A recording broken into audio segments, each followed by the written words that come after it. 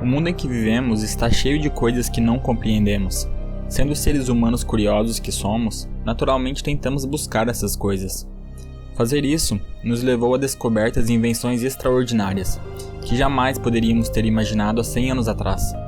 Vencemos doenças, construímos até tocar o céu e até criamos máquinas capazes de nos levar além das nuvens. Se nossos ancestrais pudessem nos ver e enxergar o que criamos, tenho certeza de que muitos deles nos veriam como deuses. No entanto, nossa curiosidade inata e nossa sede por conhecimento nem sempre nos conduziram à grandeza. O verdadeiro mal e a verdadeira escuridão também foram descobertos durante a conquista humana pelo saber. E no fim, temo que esse mal será nossa própria ruína. Não digo isso do ponto de vista de um grande filósofo que simplesmente se sentou para refletir sobre as coisas. Não. Digo isso porque eu vivi e eu fiz parte disso. O acontecimento que estou prestes a relatar é verdadeiro em sua totalidade. Eu juro. Tenho certeza de que isso cairá em ouvidos surdos e muitos de vocês acreditarão que se trata apenas de mais uma história assustadora criada para provocar arrepios baratos. Mas prometo que essa não é minha intenção, nem mesmo meu propósito. O objetivo dessa história é simplesmente alertá-los sobre aquilo que espreita além do véu que podemos ver e compreender. Mostrar a vocês o que nos aguarda na escuridão, mesmo que eu não consiga entender. O que estou prestes a contar aconteceu, e tenho certeza de que acontecerá novamente. Em 1971, um cientista não muito conhecido começou os preparativos para um projeto extremamente secreto, conhecido simplesmente como o Experimento Harbinger. Por motivos pessoais, prefiro manter a identidade desse cientista em segredo. Portanto, ao longo deste relato, vou me referir a ele como Zimmermann. O passado de Zimmermann é, na melhor das hipóteses, obscuro antes de 1971. Tudo o que se sabe sobre ele antes dessa época é que cresceu em algum lugar de Maryland, com uma estranha fascinação pelo oculto e pelo sobrenatural. Mais tarde, isso o transformou em um excluído entre seus colegas cientistas, devido ao desprezo com que a metafísica era tratada naquela época. E ainda é, de certa forma. Mas as opiniões de Zimmermann sobre o outro mundo não foram a única coisa pela qual ele se tornou um excluído. Foram seus métodos que fizeram com que ele fosse amplamente rejeitado por seus pares. Zimmermann era conhecido em sua época por ser implacável e frio além de qualquer medida. Ele nunca se importava com os meios. O que importava para ele era somente os resultados. Se ele previsse que os resultados seriam valiosos o suficiente, qualquer coisa valeria a pena para obtê-los. Foi essa sede insaciável e brutal pela verdade que o tornou temido por aqueles que o conheciam. E os poucos que conheciam e não o temiam acreditavam nele, seguiam-no e acompanhavam seu trabalho de perto. A própria palavra Harbinger tem um gosto misterioso e meio intimidador. Talvez seja a forma como ela desliza pela língua, ou talvez seja simplesmente por sua associação com o projeto, mas a palavra sempre parece carregar certa sensação de condensação.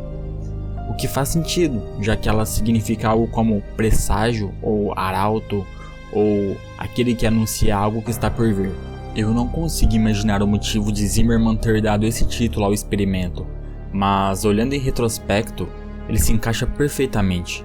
Zimmermann procurou um grupo seleto de pessoas e eu era uma delas.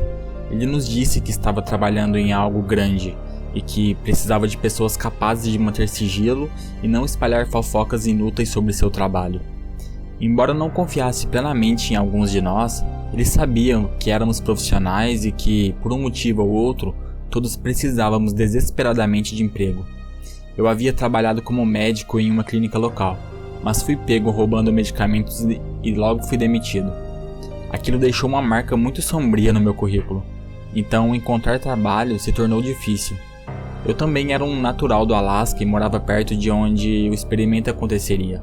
Então, acho que se pode dizer que eu era uma escolha conveniente. Como você pode imaginar, aceitei a oportunidade sem nem pensar duas vezes. Era difícil recusar depois de ver o pagamento. Ao todo, 15 de nós fomos contratados. Alguns eram colegas dele, que já trabalhavam com Zimmermann havia algum tempo. Outros eram funcionários de manutenção e alguns foram contratados como segurança particular. Eu fui o único profissional da área médica contratado. Até hoje me pergunto como ele conseguiu os fundos necessários para o experimento. Eu não ficaria completamente surpreso se o financiamento dele não fosse totalmente legal. Mas, legal ou não, eu precisava do dinheiro. E bem, ele estava pagando. Olhando para trás, foi uma decisão da qual me arrependo. Depois que Zimmermann conseguiu o dinheiro, ele o usou para comprar uma área relativamente grande de terra nas profundezas da natureza congelada do Alasca. E sobre aquele pedaço de terra, Zimmermann construiu uma estrutura de concreto. Não muito diferente de um bunker. A única diferença era que seu objetivo era manter qualquer dano potencial contido dentro da estrutura, em vez de impedir que algo entrasse, como ele mesmo já tinha explicado. A maior parte da construção ficava enterrada sob a terra, o que fazia o complexo subterrâneo parecer muito menor do que realmente era quando visto de fora. E aquilo já era de se esperar. Havia apenas uma forma de entrar e sair da estrutura subterrânea, por meio de uma escada que levava de um pequeno e discreto prédio de concreto na superfície, que, por conveniência, vou chamar daqui em diante de prédio de entrada, até a rede subterrânea. Depois que todos iam dormir à noite, a escotilha que continha a escada era selada com uma tampa de metal muito grande e espessa. Zimmermann era extremamente rígido quanto a isso. Não muito longe do prédio de entrada havia uma série de cabanas de madeiras, que serviam como alojamentos para a equipe que Zimmermann havia contratado. Comparado ao prédio de entrada que ficava na superfície, o sistema subterrâneo era imenso. No centro do complexo ficava a sala de controle. Era ali que todos os equipamentos eletrônicos da instalação estavam conectados, incluindo câmeras de segurança, luzes e controles das portas. Consoles, monitores e computadores revestiam as paredes daquela grande câmara central. Também era ali que a escada do prédio de entrada desembocava no complexo subterrâneo. Ligadas a essa sala de controle havia 3 portas. Uma levava a uma sala menor, que servia como enfermaria, outra levava a uma sala de descanso, e a última dava acesso aos corredores.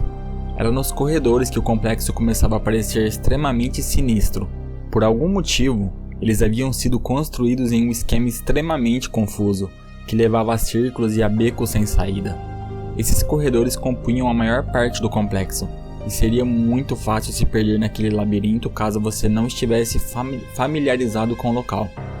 Mas, se você soubesse para onde estava indo, em pouco tempo se encontraria diante de uma das 3 salas de 2,5 metros por 2,5 metros.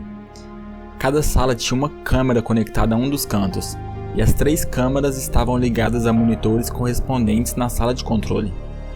Câmeras também estavam espalhadas pelos corredores, de modo que quem estivesse observando os monitores pudessem ver qualquer lugar que quisesse e quando quisesse. Portas grossas de metal ficavam na entrada de cada uma das 3 salas. Para abri-las, era necessário digitar um código de 4 dígitos em um painel localizado perto da porta. Lembro-me de quando cheguei ao complexo pela primeira vez, e de como aqueles corredores me assustaram. Eu sempre fui claustrofóbico, sabe? E aqueles corredores eram muito estreitos. O barulho, ou mais precisamente a ausência de barulho, também era uma fonte tremenda de medo para mim naqueles corredores sombrios e apertados. Era sempre tão antinaturalmente silencioso, como se o mundo inteiro tivesse parado de se mover. Aquilo realmente fazia você se sentir preso lá embaixo.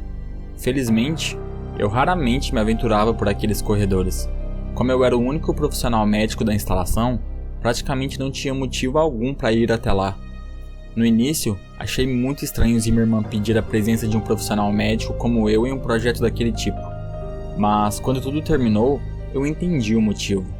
O propósito oficial do experimento Harbinger era testar e observar os efeitos do isolamento prolongado na mente humana. Pelo menos era isso que constava nos relatórios enviados. Mas, sem o conhecimento de todos que não participavam diretamente do projeto, excluindo os próprios sujeitos do experimento, o verdadeiro propósito era muito mais sombrio. Como eu disse antes, Zimmermann sempre teve uma obsessão pelo oculto e pelo sobrenatural.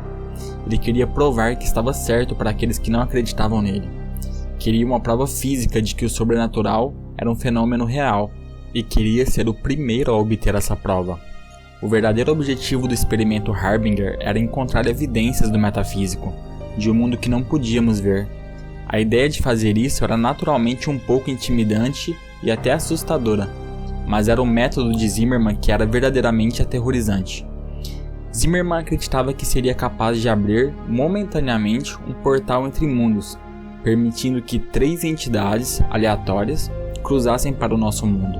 Cada uma dessas criaturas ficaria presa dentro de uma das 3 salas.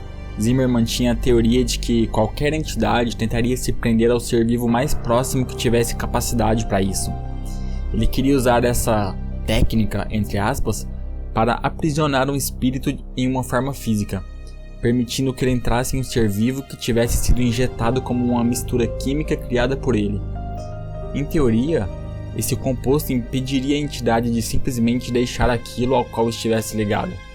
A única forma de sair de um hospedeiro que tivesse recebido a injeção seria por meio da morte.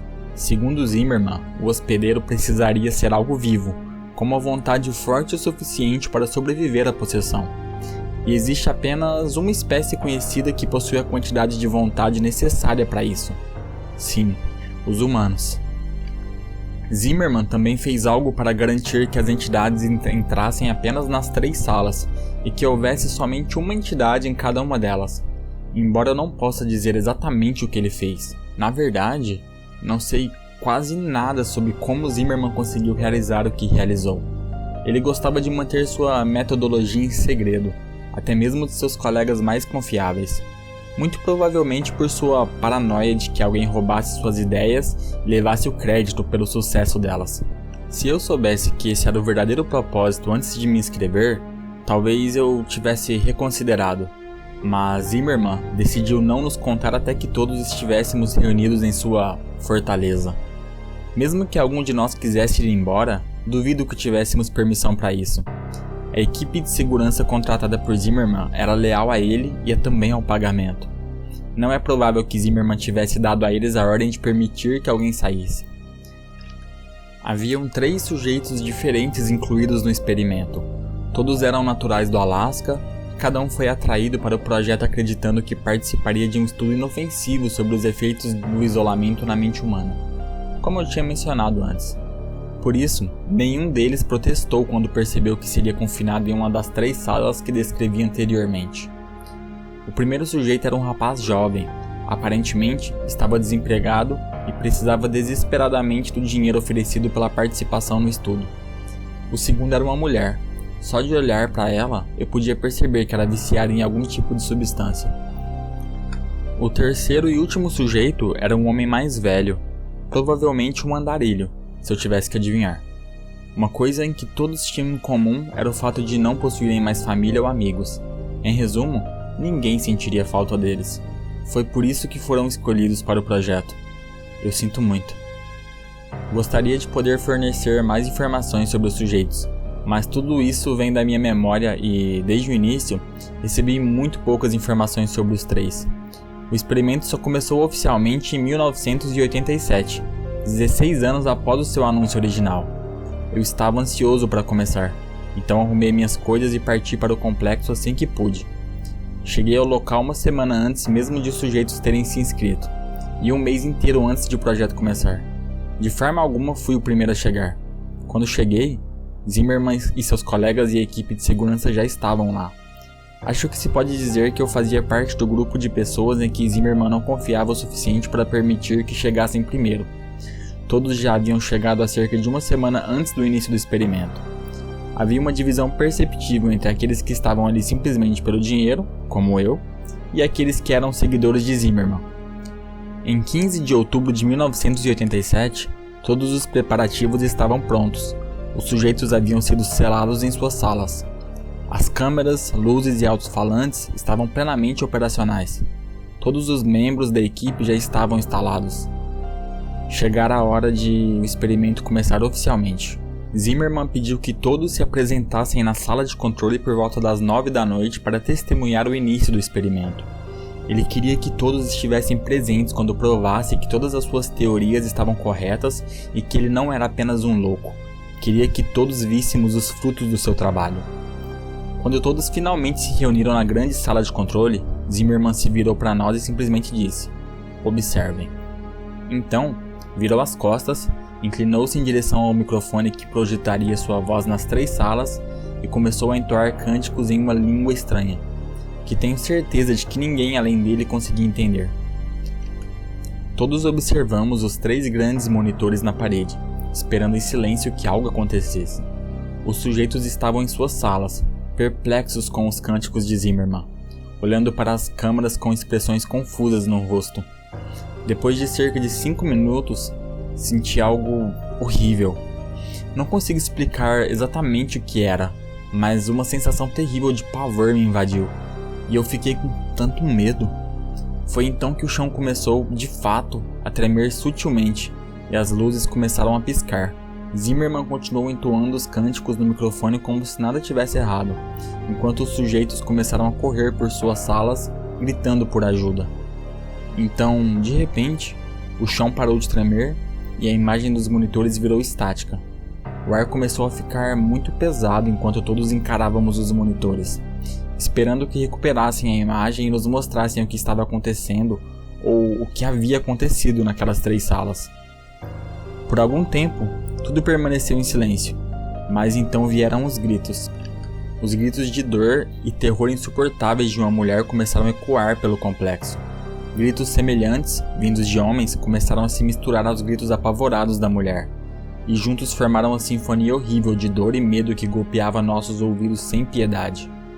Aqueles de nós que estavam ali pelo dinheiro começaram a trocar olhares assustados, enquanto os fiéis de Zimmermann pareciam completamente impassíveis. Queríamos ir embora e nunca mais voltar àquele lugar terrível, mas no fundo, todos sabíamos que Zimmermann jamais permitiria que isso acontecesse. Estávamos ali por tempo indeterminado e já não havia mais escapatória. Eram 10h13 da noite quando os gritos finalmente cessaram. Os monitores ainda não haviam revelado o que ocorrera naquelas 3 salas. Assim que os gritos terminaram, Zimmermann se levantou e dispensou todos nós pelo resto da noite, acrescentando que estávamos proibidos de voltar ao complexo até as 10 horas da manhã seguinte. Não que algum de nós quisesse voltar. Todos seguimos em silêncio para fora do complexo em direção às cabanas e nos instalamos para passar a noite. Acho seguro dizer que nem todos dormiram bem naquela noite, e eu certamente não fui um dos que conseguiram dormir. Na manhã seguinte, toda a equipe já estava no prédio de entrada. Ficamos ali dentro, trocando olhares cansados ou nervosos, enquanto esperávamos Zimmermann chegar e abrir a escotilha que escondia a escada. Eu podia ver um medo palpável nos olhos de alguns de nós. Outros, porém, não pareciam ter sido minimamente afetados pelo que acontecera na noite anterior. Zimmermann apareceu 5 minutos depois das 10, pedindo desculpas pelo atraso ao entrar no prédio. Ele abriu a escotilha e, sem qualquer hesitação, começou a descer a escada rumo ao abismo negro. Ele parecia quase entusiasmado. Fui o primeiro a seguir Zimmermann em sua descida escura até a instalação. Parecia que, quanto mais eu descia, mais a escuridão se fechava ao meu redor, como se tentasse me engolir por inteiro. E, à medida que eu descia mais fundo, não pude evitar a sensação de que aquele lugar estava, de alguma forma, diferente. Antes, havia apenas corredores e salas de concreto inquietantes. Agora havia algo mais. Algo tornava aquela sensação sinistra mais real, mais personificada. Senti como se uma cena horrível e grotesca nos aguardasse lá embaixo, mas continuei descendo apesar do medo e da hesitação. Aquilo já não era apenas um bunker assustador. Havia escuridão e malevolência no ar. Um verdadeiro mal agora habitava aquele lugar, e eu podia senti-lo. Todos nós podíamos. Finalmente senti meu pé tocar o chão e soltei um suspiro silencioso de alívio por estar em terra firme. Quase como se fosse um sinal. As lâmpadas se acenderam, banhando a sala em uma luz quente e bem-vinda. Zimmermann deve ter ligado a energia, pensei. Permiti-me alguns segundos para examinar a sala de controle. Estava exatamente como a havíamos deixado na noite anterior, e por isso fiz uma prece silenciosa de gratidão. Era quase como se nada incomum tivesse acontecido. Fui arrancado dos meus pensamentos ao me lembrar dos monitores tomados por estáticas na noite anterior. Deixei meus olhos se moverem lentamente em direção aos monitores na parede, antecipando as cenas sombrias e aterrorizantes que apareciam neles. Minha atenção foi atraída primeiro pelos monitores 1 e 3, que ainda exibiam apenas estática. Isso teria sido um pequeno alívio, se a imagem imóvel no monitor 2 não tivesse chamado minha atenção. A sala 2 estava completamente parada, e tudo parecia totalmente intocado. Não consegui evitar um suspiro ao perceber a única coisa diferente. A mulher estava deitada no centro da pequena sala de concreto, com uma expressão de medo e terror congelada em seu rosto magro, silenciosa e sem vida. Ela estava deitada de costas. A expressão de Zimmermann se transformou em raiva ao ver aquilo. Ele ordenou que o segundo monitor fosse desligado, e então foi. Nós não perguntamos o motivo. Não era como se algum de nós quisesse continuar vendo aquela cena terrível também.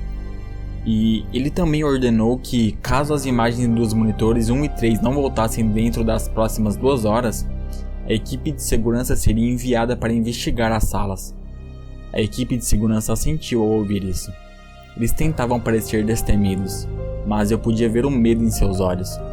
O tic-tac sutilmente alto do relógio era o único som que ecoava pela sala de controle enquanto eu encarava os monitores. 1 hora e 50 minutos se passaram, e a estática ainda era tudo que ocupava os monitores 1 e 3. Todos os outros membros da equipe estavam trabalhando, menos eu.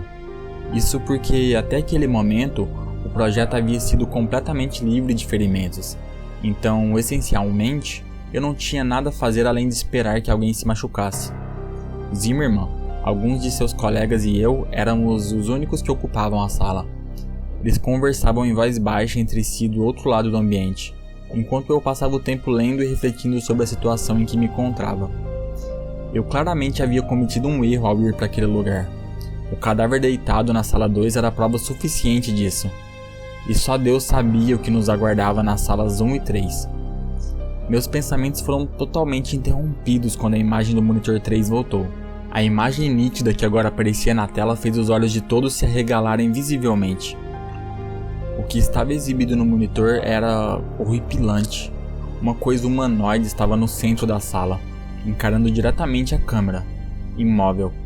Ela usava o macacão que havia sido entregue ao sujeito 3, mas aquilo claramente não era o mesmo homem que tinha entrado na sala. O que chamou minha atenção primeiro foram os olhos. Eram completamente negros e tinham o dobro do tamanho de olhos humanos normais.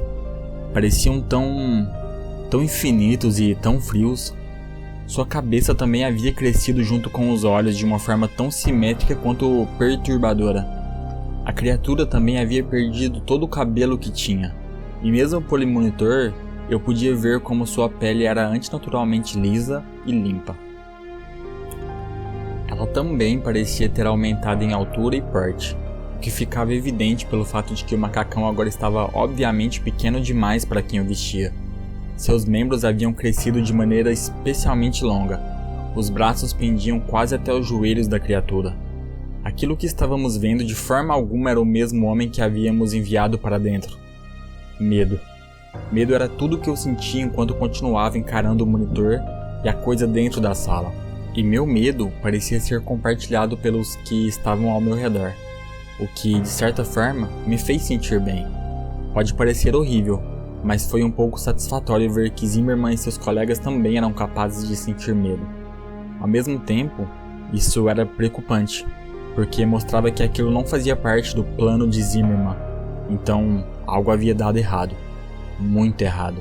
Todos encaramos a coisa no monitor, apesar do medo. Era quase como se estivéssemos em transe. Meu medo, que já existia, começou a crescer e se espalhar rapidamente pelo meu corpo enquanto eu me perdia nos olhos da criatura, preso em seu olhar terrivelmente hipnótico.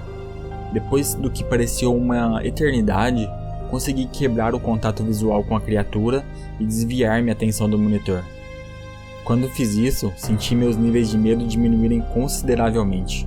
Pouco tempo depois, Zimmermann ordenou que sua equipe de segurança fosse até a porta do sujeito 1, exatamente como havia dito que faria.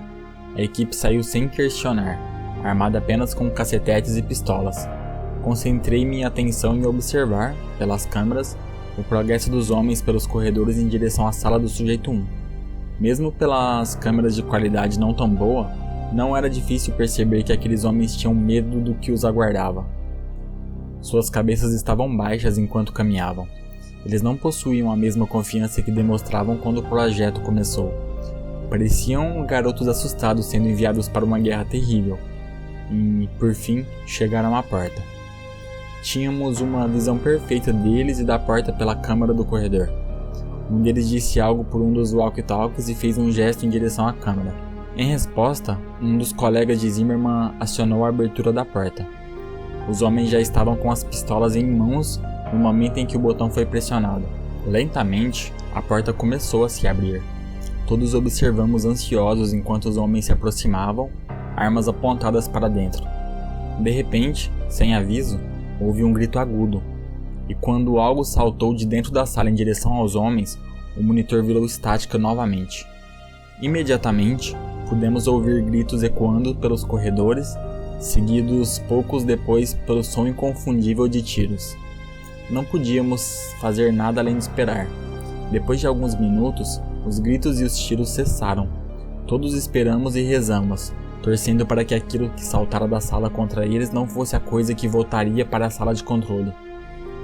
Depois de mais alguns minutos, 3 dos homens retornaram, carregando consigo o cadáver do quarto. Ele tinha cortes enormes cobrindo o peito e seu rosto estava dilacerado.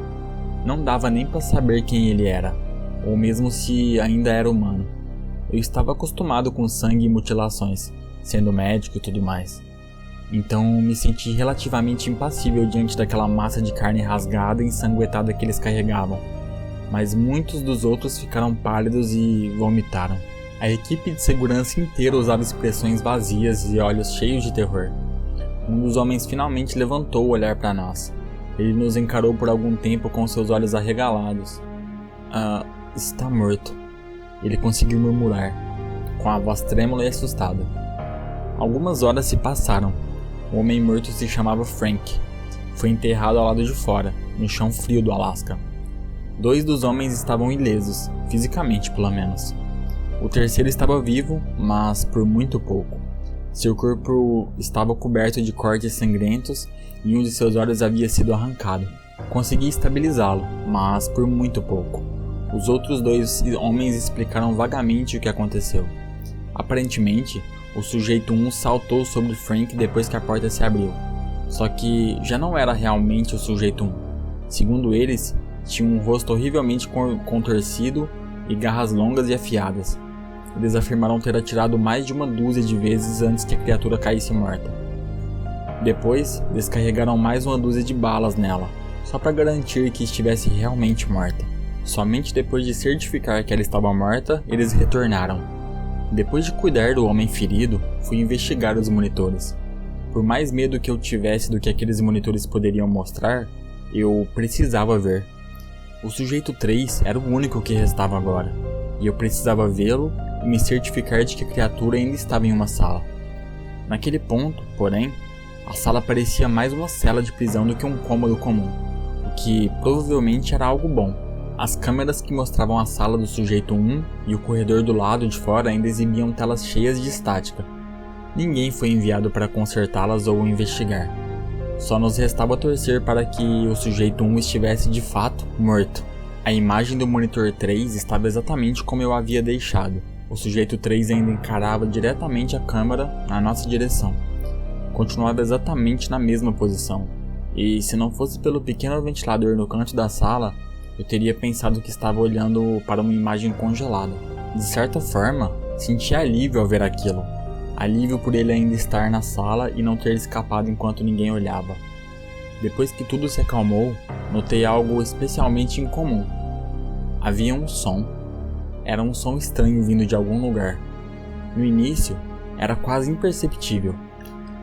A única razão pelo qual eu o ouvi foi porque a enfermaria estava extremamente silenciosa, mas com o passar do tempo, o som começou lentamente a aumentar o volume. Depois de cerca de 1 hora, estava alto o suficiente para que todos os outros também pudessem ouvir. E depois de mais algumas horas, seu volume havia aumentado tanto que conseguimos determinar o que era o ruído. Era uma música.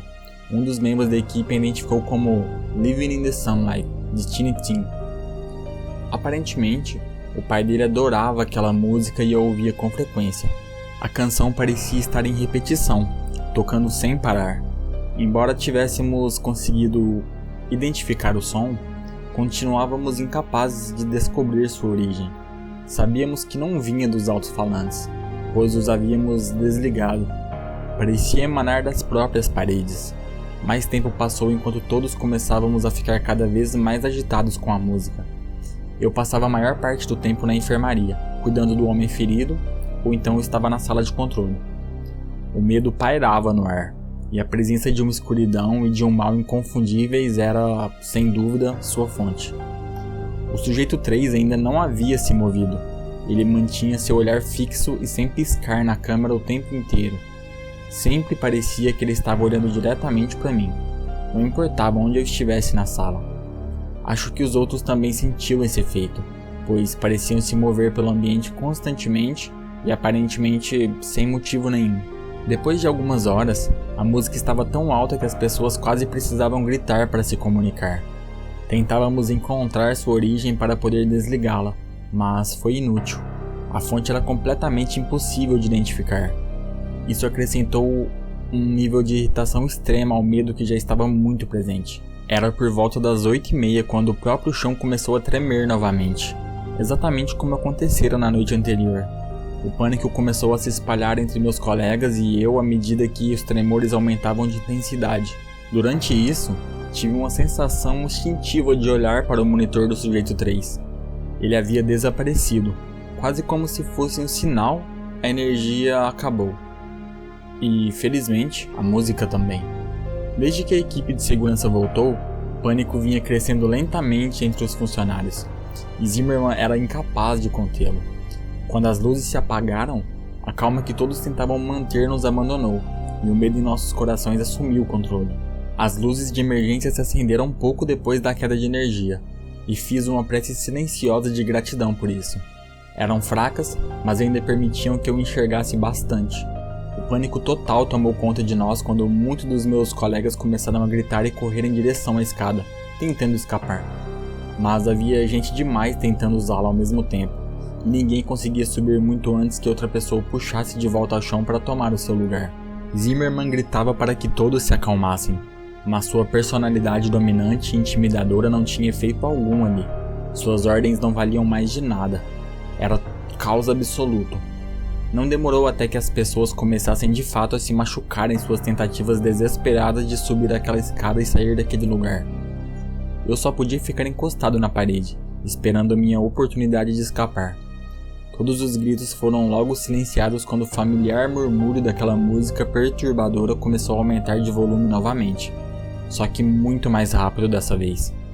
E desta vez, ficou claro que o som vinha diretamente dos corredores em forma de labirinto. As pessoas pararam de lutar e gritar enquanto toda a nossa atenção se voltava para a porta que levava aos corredores. A música rapidamente ficou mais alta do que jamais estivera antes, obrigando muitos de nós a cobrir os ouvidos com as mãos na tentativa de abafar o barulho.